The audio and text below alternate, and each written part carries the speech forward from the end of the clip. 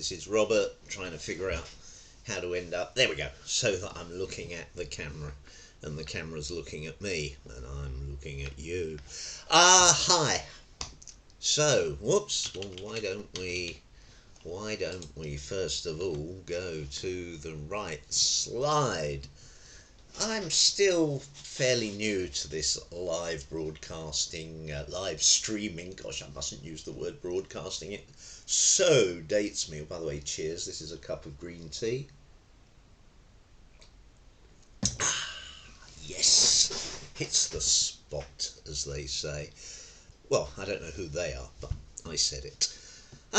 Right, so welcome to Dealing with Verbal Aggression Part 2. I'm still trying to get the seat right and the camera right and it's exciting, isn't it?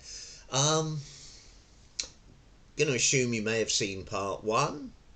If you haven't, I will give a briefest of little recaps. Dealing with verbal aggression. Somebody is being aggressive towards you. They're angry with you.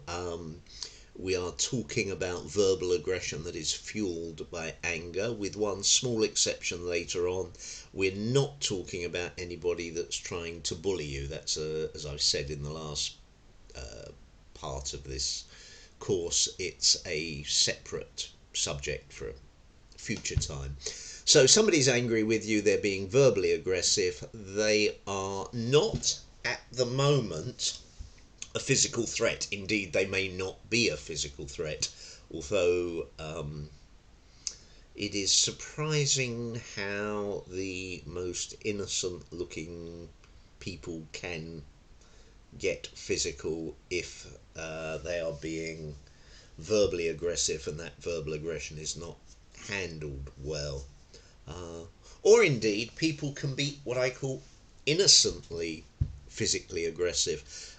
Somebody is being verbally aggressive with you and you respond badly and they just kind of give you a little push, not really meaning anything, but you just happen to be off balance, you fall over, you hit your head against a sharp object or your ribs or anywhere and you end up in hospital or worse. So dealing with verbal aggression should always be, dealing with somebody who's being verbally aggressive towards you should always be treated seriously, even if they're, sort of little old lady or a little old man like me.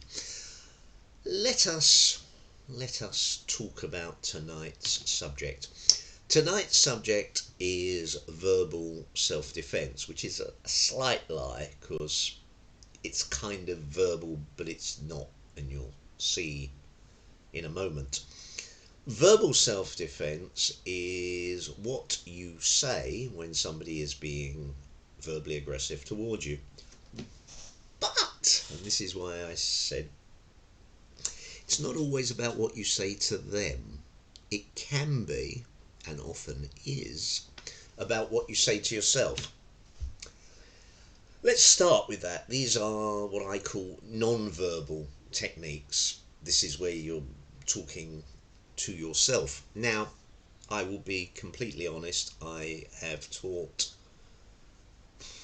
hundreds of people. I don't know, hundreds if not, I don't think we're into the thousands, but I've taught hundreds of people in live courses dealing with verbal aggression back in the day when I ran a corporate training company. And there are certain things that people can pick up very easily. There are certain things that you explain to people and they go, got it, yep, not a problem. There are other things that people can have trouble with.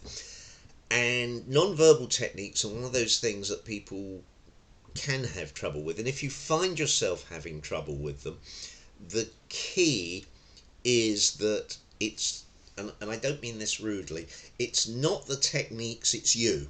And I don't mean that nastily, and I don't mean as if there's any sort of failing within you. That it's not like, sort of when you were young at school and sort of the teacher going, you'll never amount to anything, Gladys, you're stupid. It's not about that.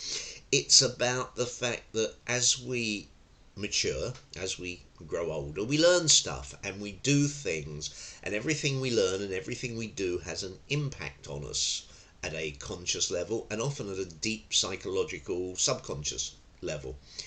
And so there are certain things when people say, here's a way of doing something, if that something is new to you and if it doesn't match the experiences that you've previously had, it can be very difficult to absorb and accept those things because they don't gel with your reality. So when we get on, as we will in a moment, to these items, just if any of them click and gel and they're fantastic, great, no problem.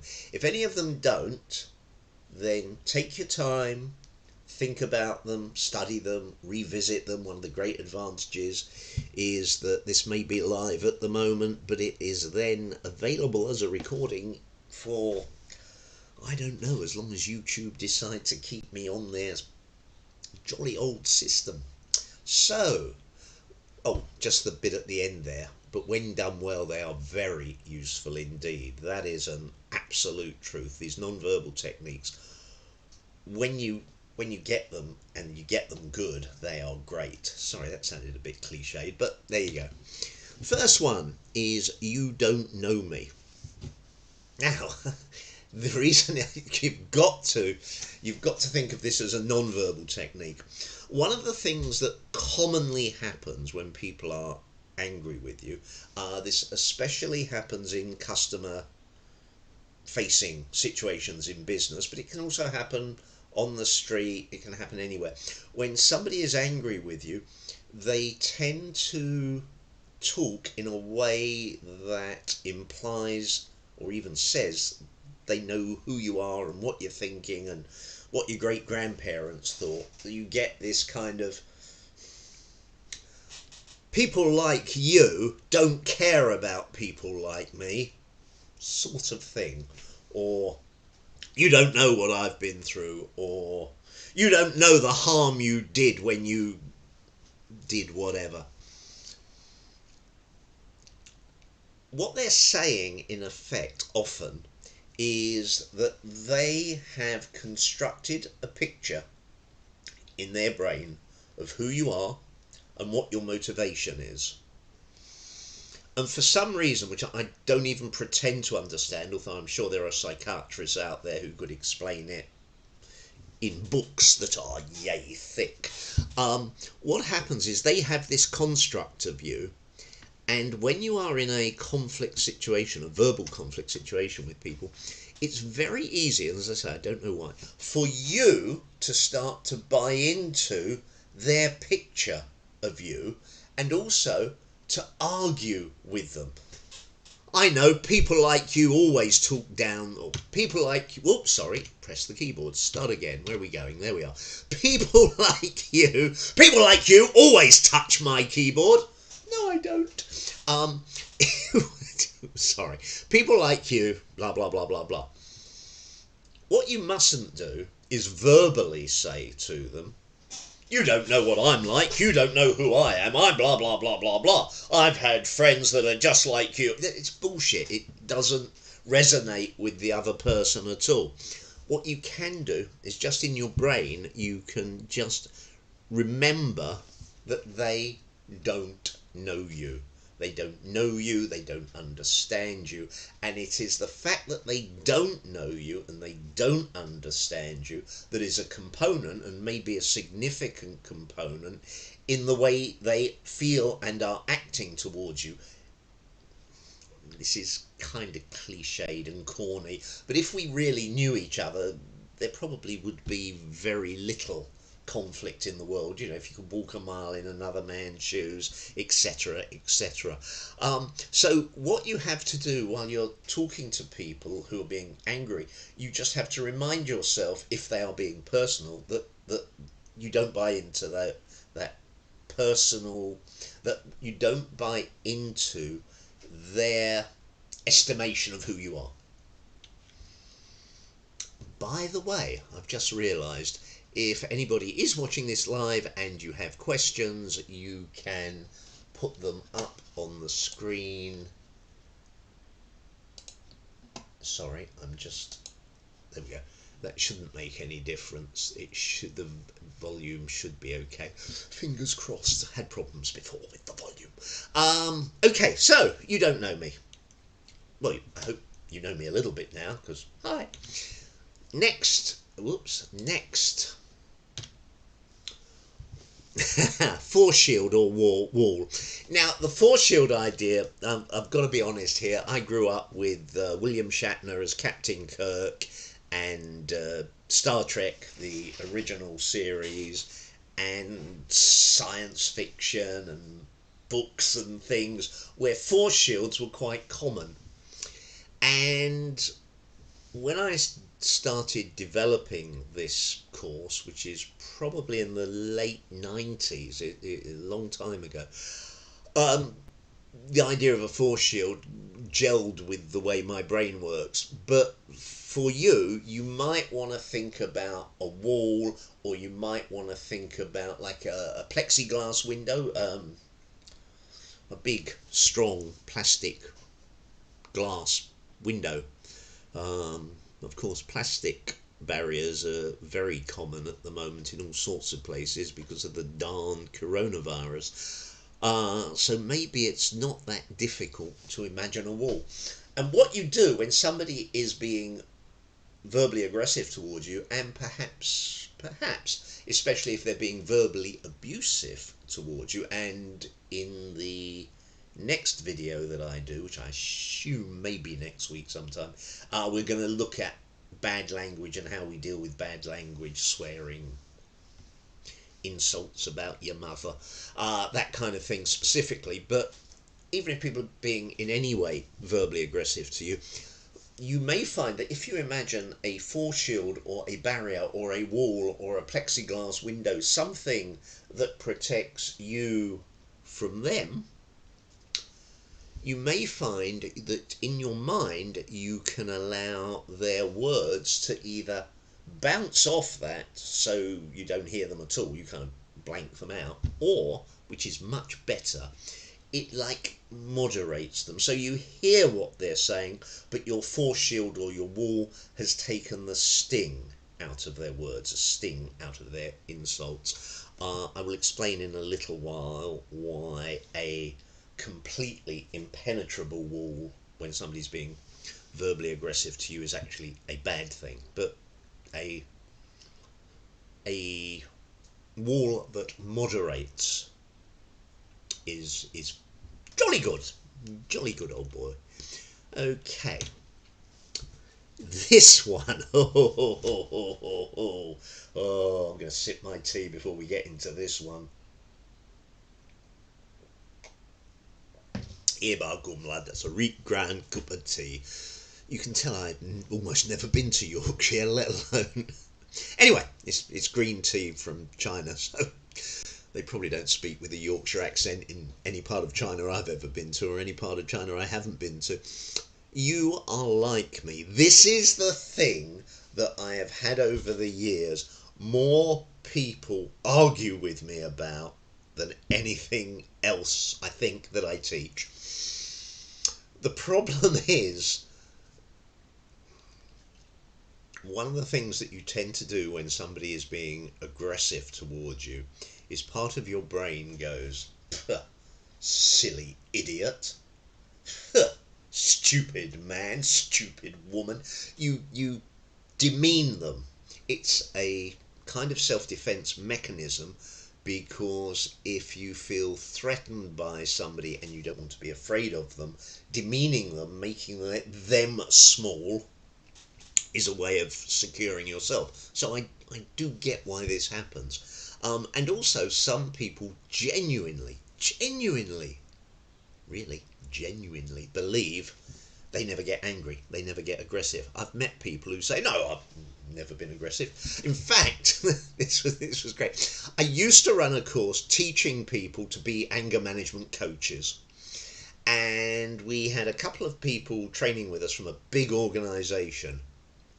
And one of the people on day one of I think it was a week-long course, day one, said, I think I'm going to find this course very difficult to act as a participant in because I never get angry.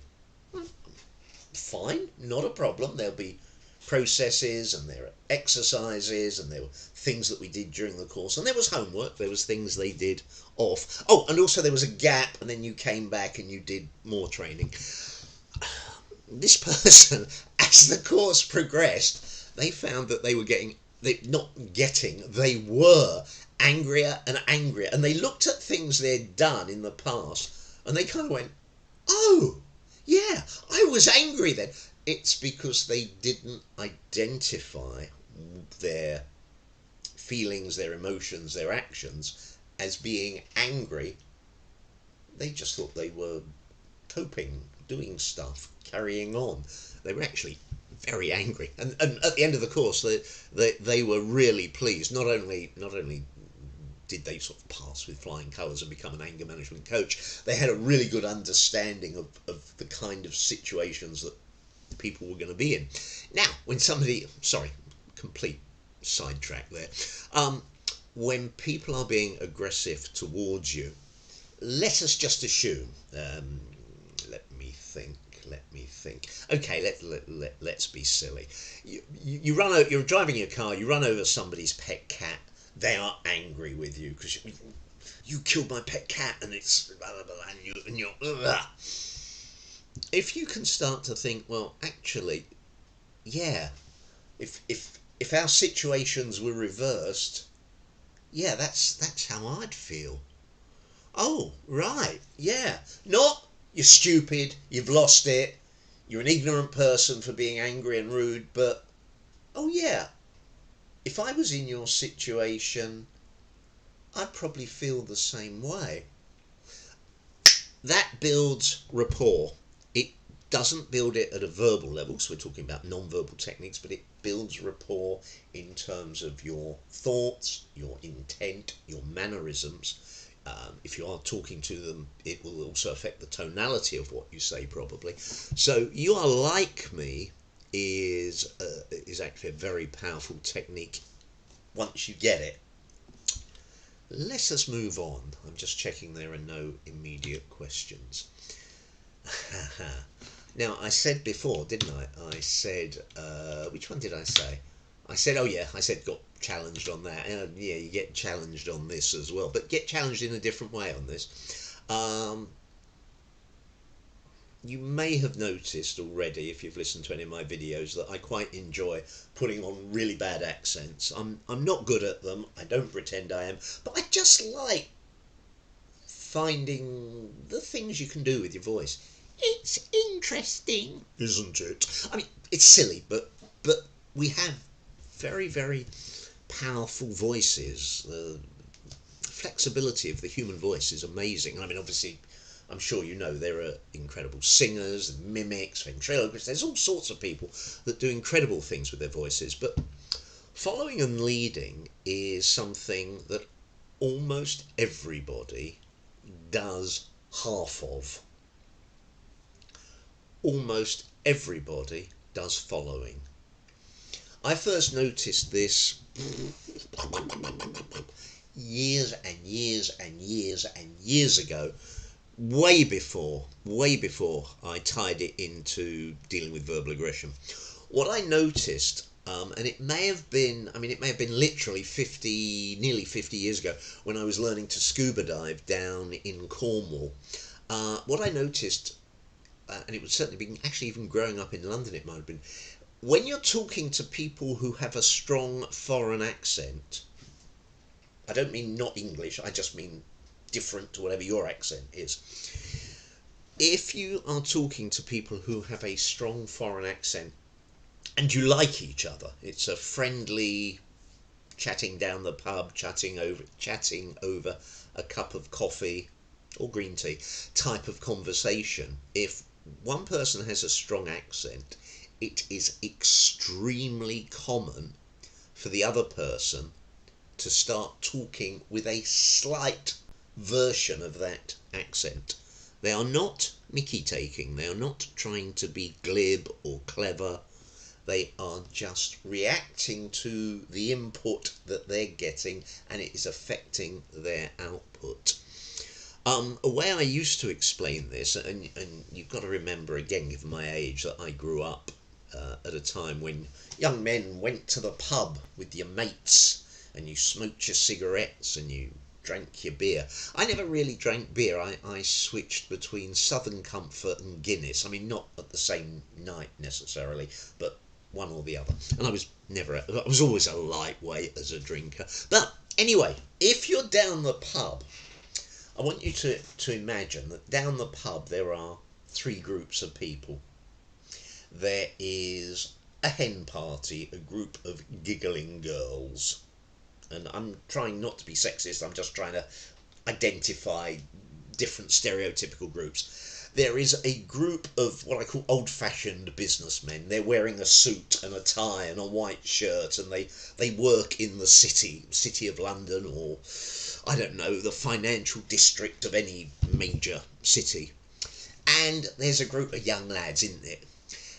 And the young lads are like having fun, and they're kind of eyeing up the birds over there, and the birds over there are giggling and they're having fun, and the gentlemen from the city are discussing the latest financial brouhaha. That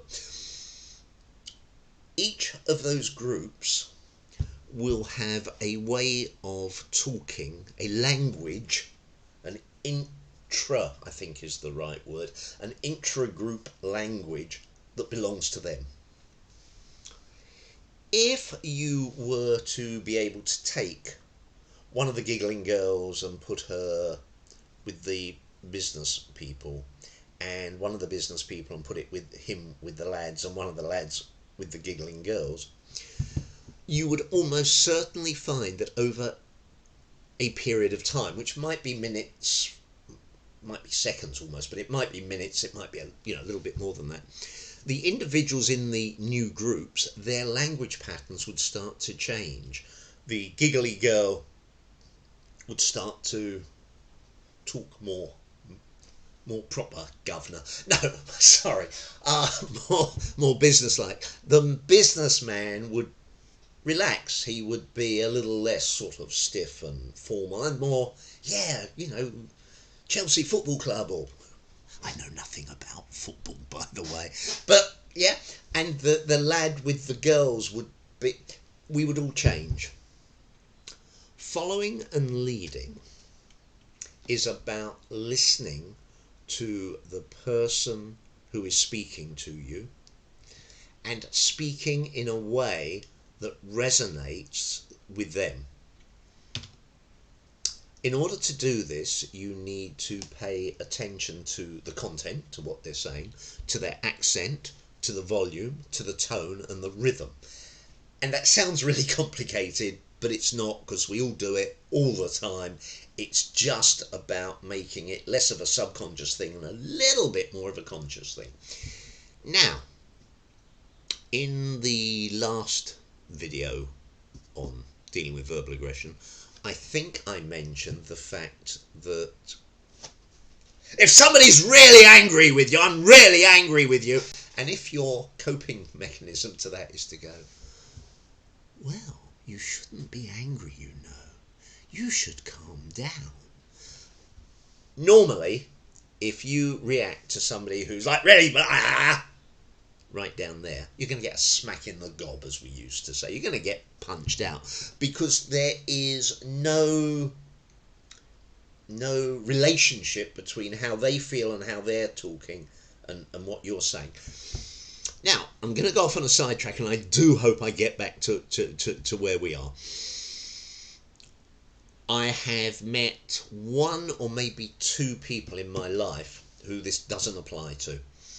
A woman in particular I met up in Scotland on a course I was running, and she dealt with angry people day in, day out because of her job, and she had, mastered is the wrong word, she was a master of just going, hello, how are you today? And people who had come in literally ready to rip people limb from limb would go, Well, but for most people, for most of us, if you are faced with someone who is talking in an aggressive manner, the trick is to follow what they say without being aggressive. So, suppose, can I do this? I don't know. Let's see. Here's me being aggressive. Here's me being passive. I'm just hitting my knees into the table here. Aggressive, passive. I think we can do this. Okay, we'll give this a go. Look, I'm really angry. This is just not good enough. Oh, I'm really sorry. Can you tell me how I can help you? Now, I didn't go, oh, can you tell me how I can help you? Because if you do, oh, how can I help you? And they're really angry, they're not going to hear you. There's going to be too much of a disconnect. They're just going to get more and more and more and more angry. So without becoming angry, you need to be animated in a similar way to them. You need your voice. If their voice is up here, you don't want your voice down there. And you don't want your voice way, way higher. You want your voice to be pitched just a little bit lower, but with a similar delivery, a similar volume, tone and rhythm. And yes, I know if you are working in a shop, because again, I've dealt with people who work in like department stores, I know that can be something that requires you to get management to sign off on it, because otherwise to a third party, I saw one of your shop assistants arguing with, you weren't arguing, you were just negotiating, you were just being nice in a loud voice. Hi, how are you? If you see a friend, you can be nice, you can be lovely in a loud voice. It just takes a bit of understanding. Now, we are going to get to the leading place. This is also the place where the skill comes in. So, having matched a little bit, having followed a little bit the pattern, the rhythm, the excitement in an angry person's voice, having done that for a little while, what you can try and do is to just go, well, maybe we could, and what you do is you were up here, you don't suddenly drop right the way down to here, but from here, you drop to here. And what you do is you say something and you wait. And if this person and you are resonating by then, there is a really good chance that they'll calm down a little bit. They'll still be angry, there'll still be an issue that they want to talk to you about, but they won't be doing it loudly anymore. They'll be a little bit calmer. And you can lead them to a better place. Now, when I say a better place, you have to understand, for this to work, you have to genuinely believe. I've thought of an exception, but okay. People can always be manipulative, and I'm not, so I tend to forget that people can be manipulative. But I would recommend that you're not being manipulative, that you are genuinely trying to lead them to a better place, a place where whatever the problem is, you can work together to solve it. Now, that may not always be possible, but it is always possible to try. One of the things that you notice if you follow, as I don't do as much as I used to, actually. I should do more. International negotiations, things like arms treaties and treaties to end conflict and the global warming thing we've just had. Where was it? Up in Glasgow. That just blew my brain. I mean, Anyway, if you watch and you listen to different sides negotiate, often, not always, but often, sides that have really, really different points of view, do over time find a way to get together, to compromise, to at least begin to understand the other person's point of view or the other side's point of view, and to begin to find a solution that allows everybody to have, I guess I was gonna say everybody to sort of win, but it's not that. It's more about everybody to be able to walk away with some dignity. I think in negotiating, especially one on one, but also in groups, I think there's a lot to do with feeling that your position is respected by the other people, and equally, when negotiations fail, it's often because they feel disrespected, I think. Anyway, let's move on. Following and leading, there's books on it. I mean, there's huge numbers of things on it, but it's powerful stuff. Asking intelligent questions. Now, bear in mind that I originally started teaching this course pre-internet, certainly, I guess, or pre-internet as a, social media, etc., etc.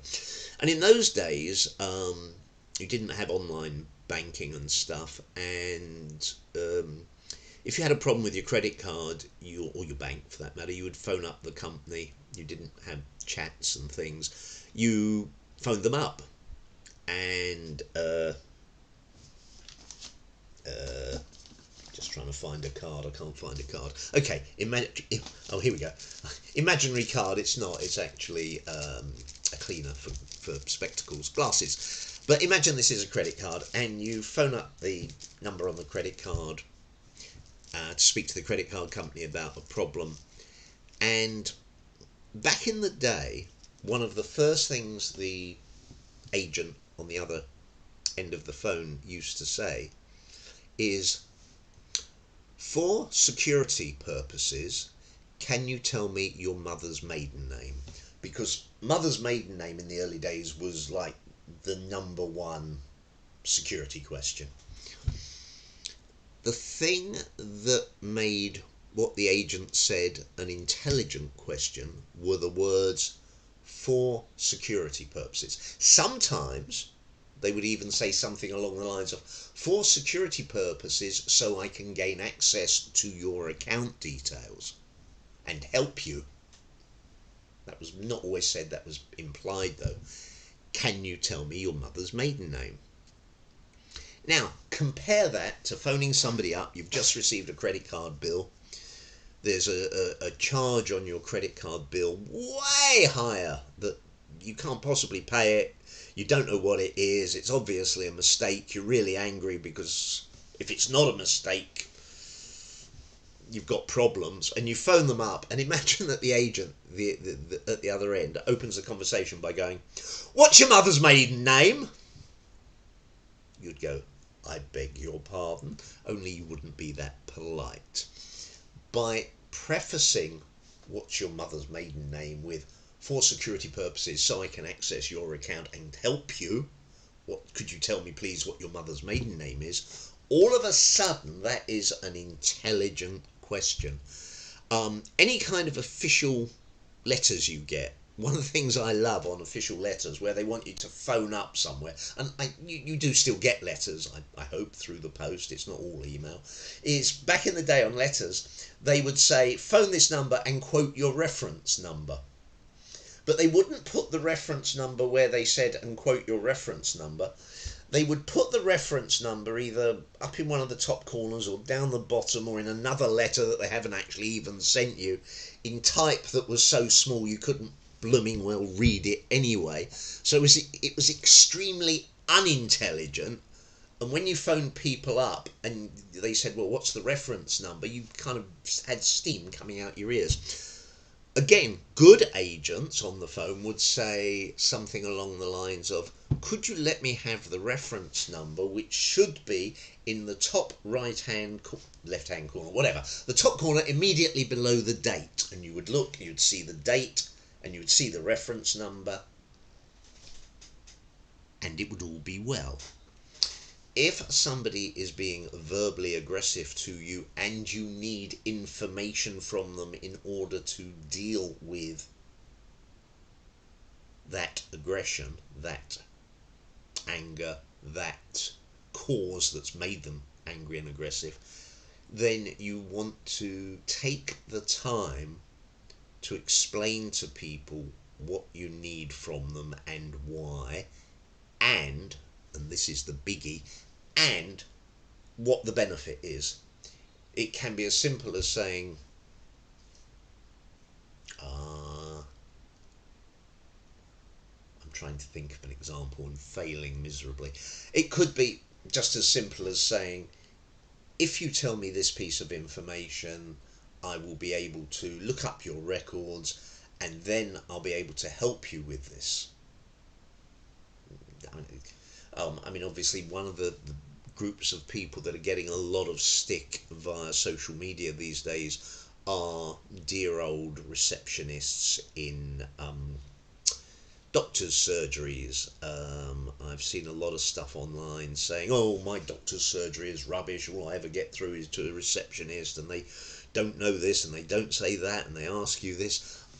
I've got to be completely honest, maybe I'm lucky, but the NHS doctor that we go to, yes, he's got receptionists, and yes, you speak to them a lot if you want to make an appointment or have anything done or whatever, but they're great.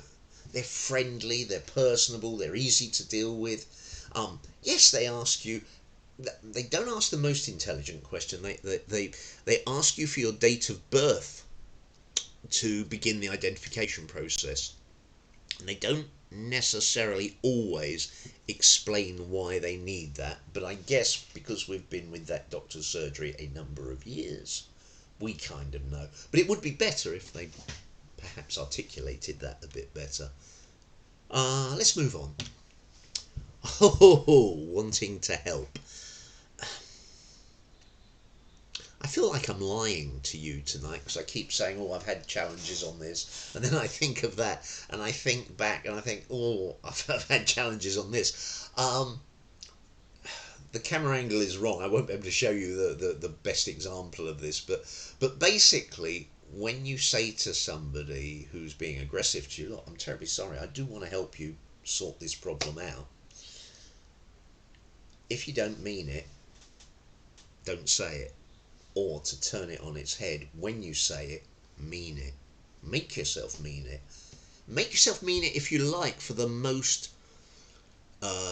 selfish of reasons. If somebody is being aggressive to you and you say, look, I do want to sort this situation out, I do want to help you. In your head, you can be thinking, I want to help you because I want you to go away. I want to help you because I want this to come to an end and I want to be happy and go and have my cup of tea. Talking of which, another sip. I dealt once with a group of people, and one of the people in the room was an IT support person.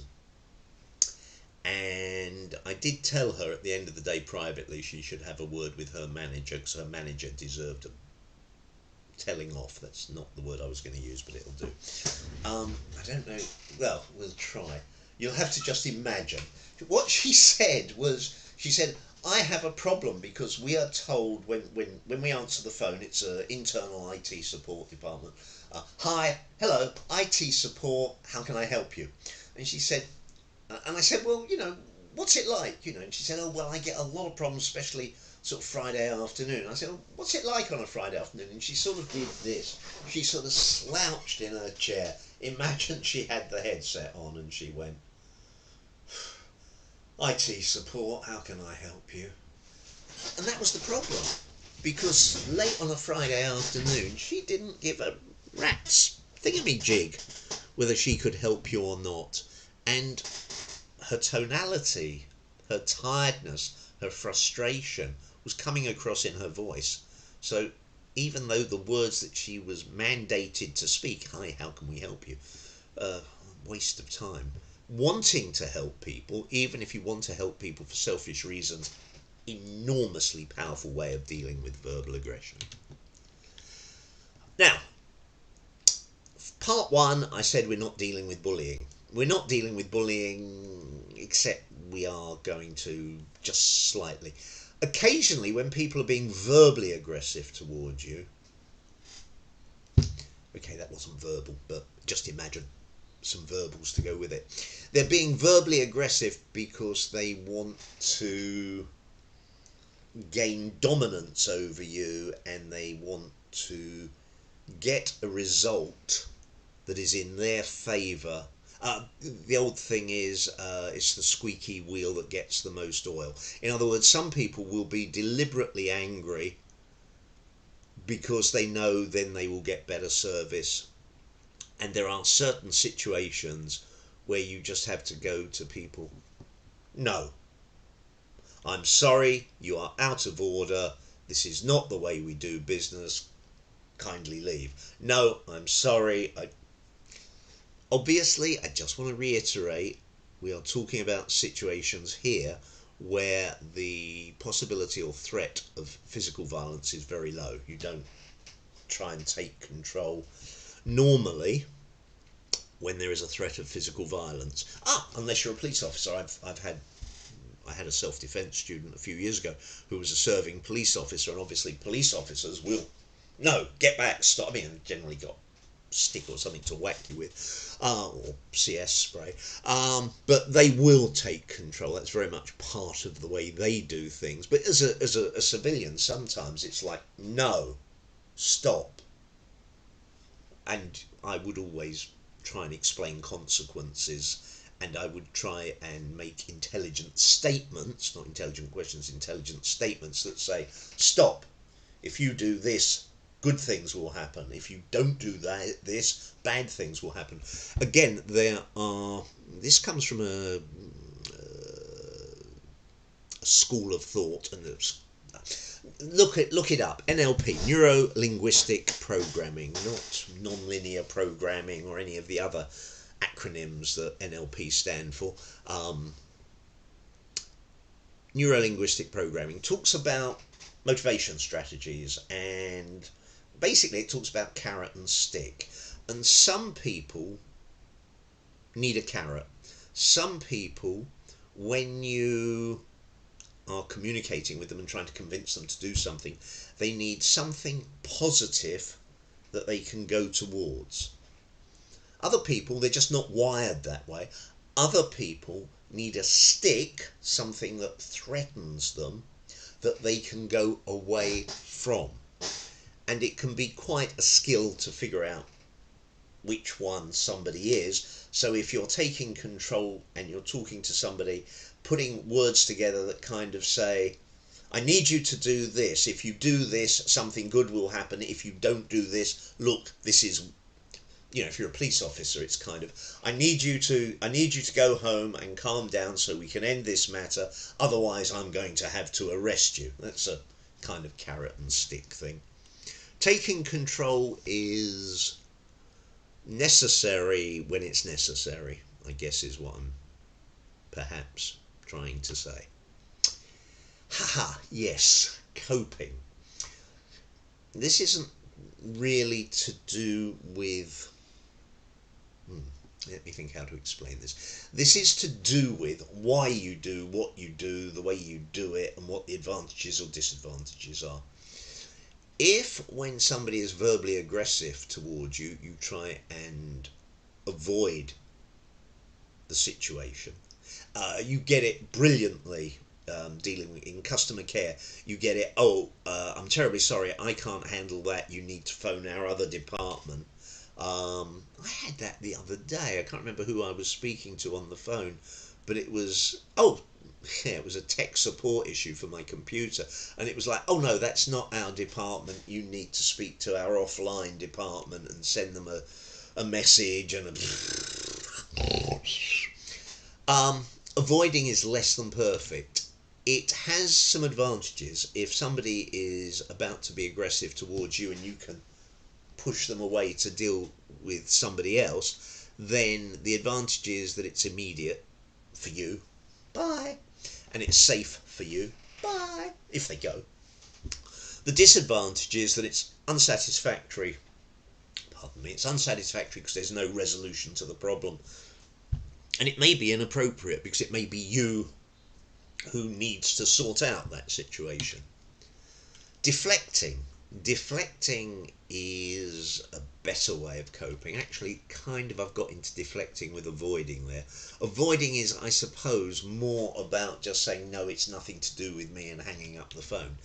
Deflecting is the one where you kind of say, well, there's an overlap. Deflecting is more the kind of thing where you say to somebody, well, I'd like to help you with this, but it's not really my field of expertise. I think you'd be better off speaking to Jim over there.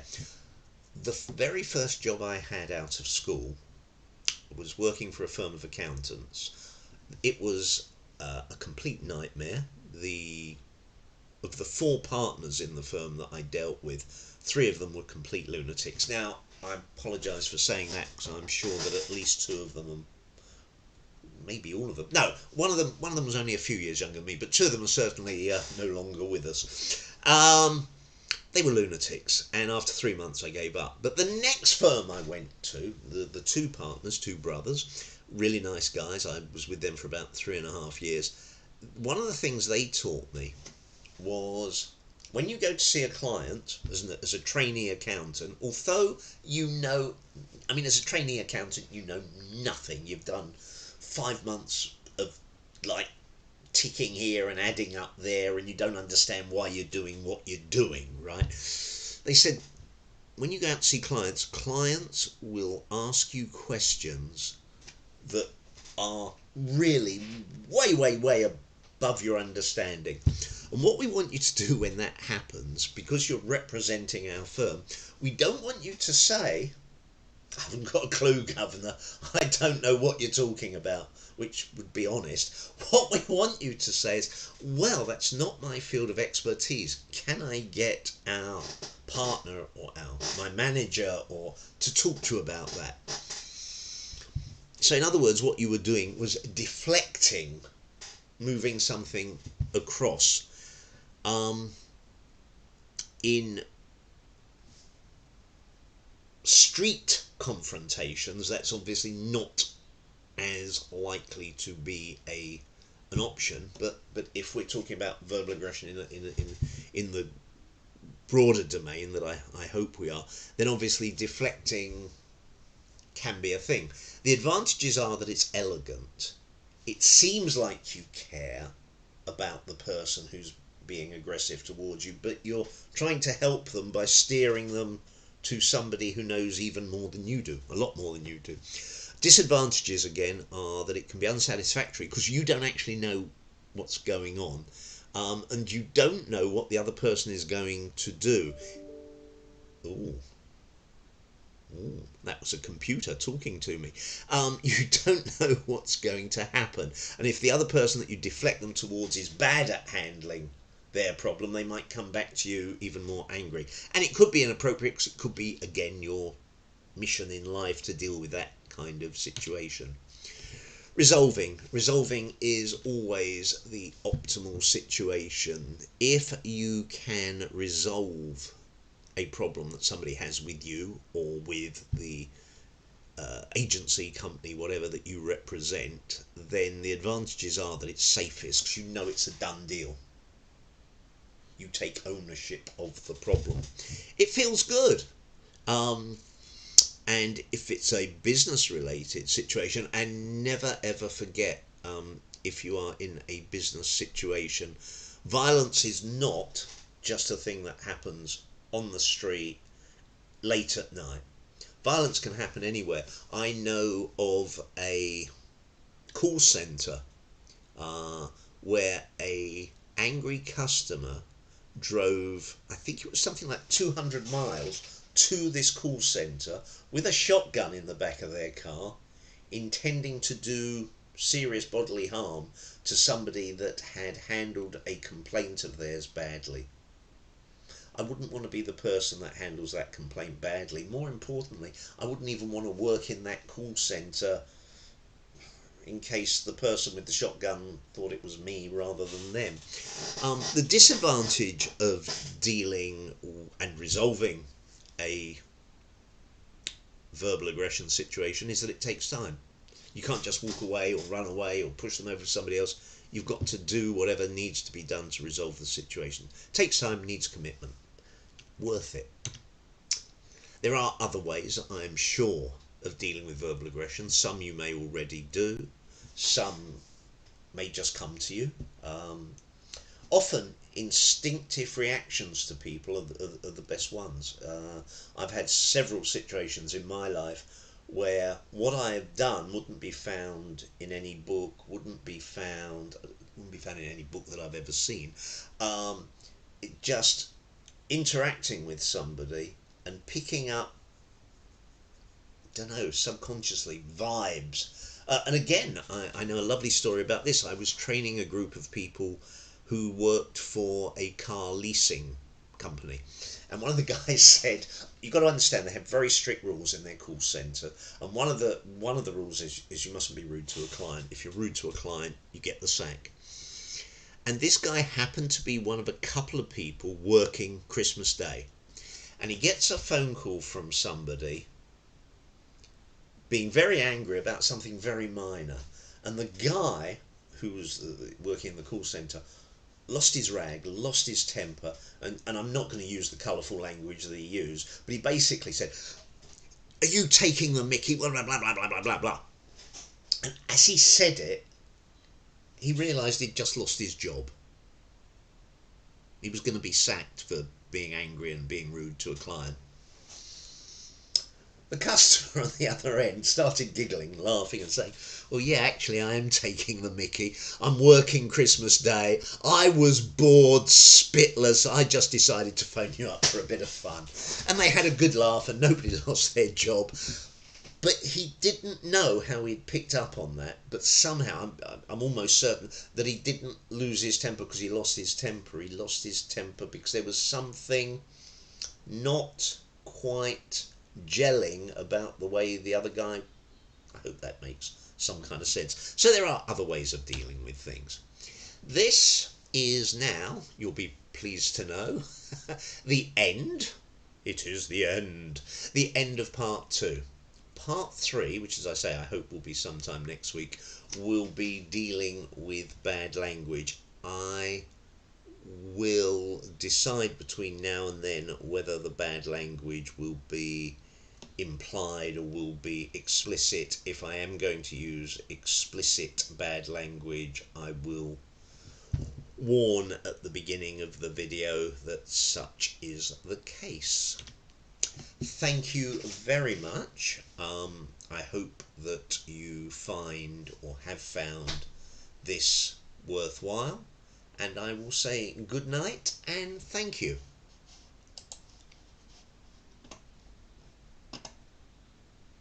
Looking for the stop streaming button. I found it.